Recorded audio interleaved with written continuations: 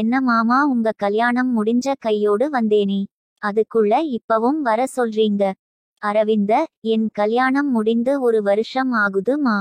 ரூபா, சரி மாமா, கண்டிப்பா வரேன். அது வரைக்கும் என் அக்காவையும் குட்டி பாப்பாவையும் பத்திரமா பாத்துக்கோங்க. அரவிந்த், என் பொண்டாட்டி புள்ளையை பார்த்துக்க எனக்கு சொல்லி தரியா நீ? ரூபா, அது இல்ல மாமா என்று அவள் பேசும் ராதா போனை பிடுங்கினார். குடுட்டி விட்டா பேசிட்டே இருப்ப 2. பின் சிறிது நேரம் மாத்தி மாத்தி பேசினர். பிறகு ரூபா காஞ்சிபுரம் அருகில் இருக்கும் தாம்பரத்தில் வேலை கிடைக்கவில்லை. நேர்முக தேர்வுக்கு சென்றாள். ஆனால் அங்கு அவளுக்கு பெற்றோருக்கு பாரமாக இருக்கிறோமோ என்று உடைந்து தான் போனாள் அவள். சரி, திருமணம் ஆவது செய்து பெற்றோரின் பாரத்தை குறைக்கலாம் என்று பார்த்தால் அதுவும் இல்லை. அடுத்த 2 வாரத்தில் பாலாஜியின் நண்பர் அமெரிக்காவில் இதே தொழில் செய்வதால் சிறிது மாதம் அங்கு சென்று அவருடன் சேர்ந்து தொழில் நடத்தி வந்தால் பணம் சிறிது சேரும் என்று அவர் கூற பாலாஜிக்கு அதுவே சரி என்று பட்டது. இதை அவர் ராதாவிடம் கூற அவரோ, என்னங்க, எதுக்கு அங்கெல்லாம் போய்கிட்டு, இங்கேயே எதும் பண்ண முடியாதா? பாலாஜி, எனக்கு மட்டும் என்ன ஆசையா ராதாட அங்க 1 வருஷம் வேலை பார்த்து வர பணத்தை இங்க வந்து இன்வெஸ்ட் பண்ணா கொஞ்சம் தொழில் வளரும். அதான் யோசிக்கிறேன். ராதா, உழைச்சு கஷ்டப்பட உங்களுக்கு ஒன்னும் 25 வயசு இல்லையே, 54 வயசாகுது. இதுக்கு மேலையும் ஓடனுமாட? பேசாம இருக்க ஒரு நிலத்தை வித்துட்டு நஷ்டத்தை சரி செய்யலாம் 3 அப்புறம். பாலாஜி, என்ன டீ பேசுற? அந்த நிலத்தை நான் ரூபா கல்யாணத்துக்கு வாங்கி போட்டது. அதை போய் செலவு பண்ணிட்டா அவ கல்யாணத்துக்கு என்ன பண்றது? இன்னும் 5 வருஷம் கொஞ்சம் உழைச்சா எல்லாம் சரி ஆகும். இப்போ ரூபாக்கு கல்யாணம் பேசி முடிக்கலாம் பார்த்தா கல்யாணம் கை கூடி வரல. இப்போ அவளுக்கு கல்யாணம் பண்ணாலும் அது சரி வராதுன்னு சொல்லி இருக்காங்க. ராதா, என்னங்க சொல்றீங்க? அவளுக்கு இன்னும் 1 வருஷத்துல முடிக்கலாம்னு பார்த்தாட.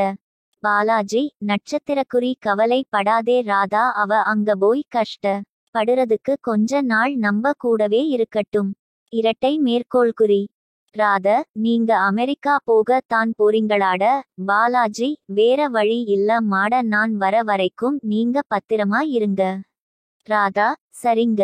அப்போது அங்கு வந்த ரூபா, அம்மா, நான் அக்காக்கு போன் பண்ணேன் மாமா பேசினார். அக்காக்கு வாமிட் மயக்கம் லாம் அதிகமாக இருக்காம். அவ ரொம்ப கஷ்டப்பட்றா, என்னாலையும் முடியல, பயமா இருக்குன்னு சொல்றாரு.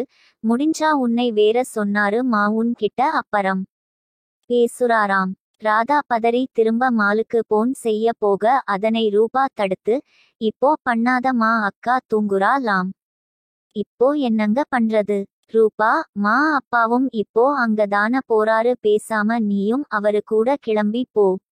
அக்கா ரொம்ப கஷ்டப்பட்றா போலட. ராதா, நான் அங்க போயிட்டா நீ என்ன டீ பண்ணுவ? பேசாம நீயும் எங்க கூட வந்துரு. ரூபா, மா, நான் எவ்ளோ நாள் அங்க இருக்க முடியும்? நான் வேலூர் போறேன், தாத்தா பாட்டி வீட்ல இருக்கேன். நீங்க போயிட்டு வாங்க.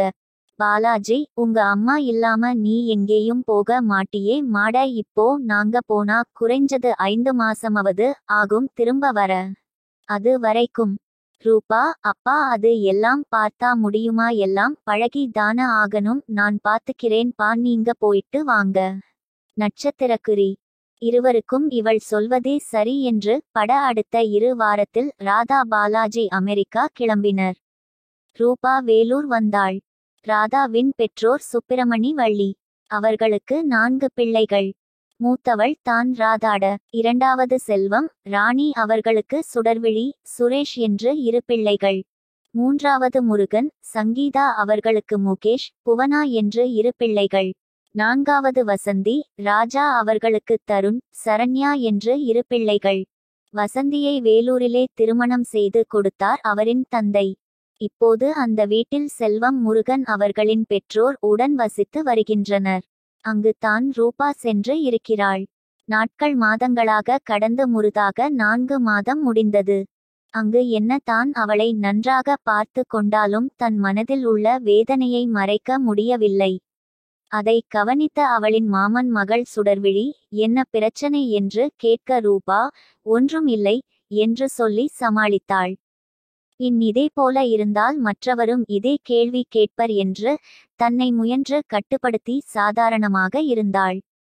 அடுத்த ஒரு மாதத்தில் சுடர்விழிக்கு திருமணம் கை கூட ராதா பாலாஜி மாலுவை அழைத்து கொண்டு இந்தியா வர முடிவு செய்தனர். மாலுவிற்கு இது 6ஆம் மாதம். எனவே இங்கு வந்து சுடர் திருமணம் முடித்து 7ஆம் மாதம் வளகாப்பு செய்து விட்டு அரவிந்த் பாலாஜி அமெரிக்கா திரும்பலாம் என்று எண்ணினர். சுடர்விழி திருமண நாளும் வந்தது.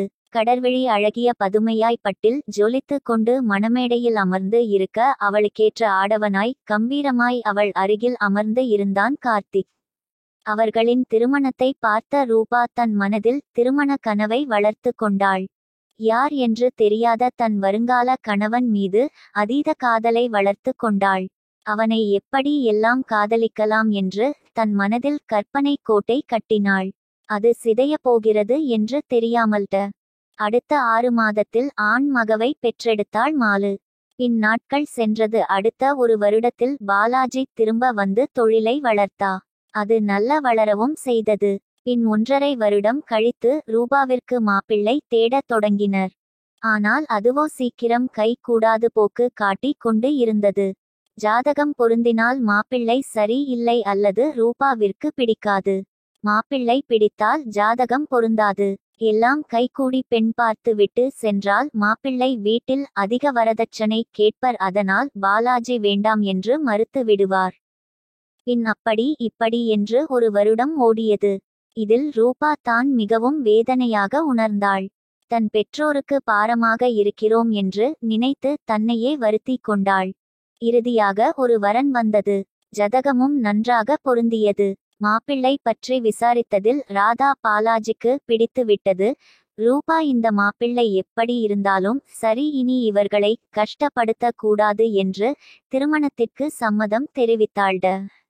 பாலாஜி மாப்பிள்ளை புகைப்படம் அவளிடம் கொடுக்க வேண்டா வெறுப்பாக தான் வாங்கி பார்த்தாள். பின் பார்த்த மறு நொடி அவனின் சூரிய விழியில் தன்னை தொலைத்தாள்.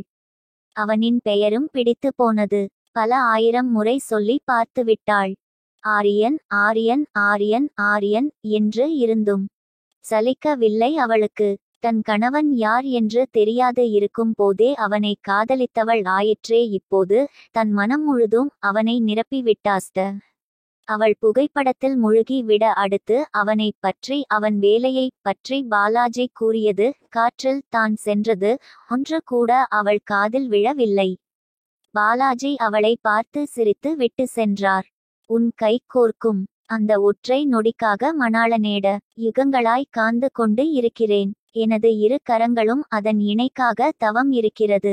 அதற்கு உன் மனமு வந்து உன் கரம் சேர்க்கும் வரம் அளிப்பாயா?